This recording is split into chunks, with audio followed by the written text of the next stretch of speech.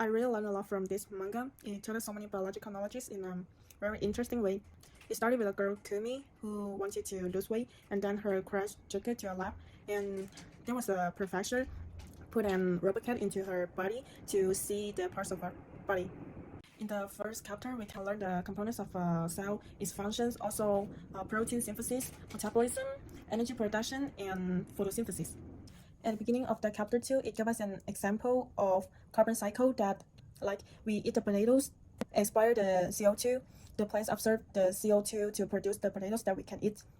Also, they talked about the difference between the food phosphorylation and carbon dioxide fixation.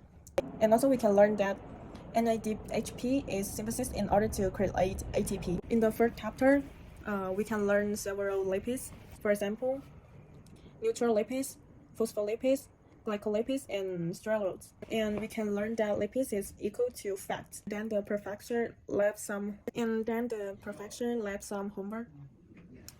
About the chapter 4, we can learn the main roles of protein, and also it taught us like 20 types of amino acids, and also talked about the enzymes that were classified by their different types of catalytic reactions, and they were divided into 6 major groups.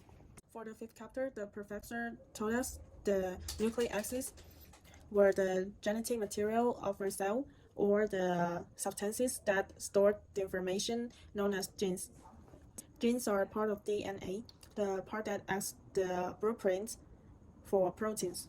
The proteins are created based on the information encoded in the sequence of nucleic acids. Also mentioned that there were 5 types of bases that form nucleic acid.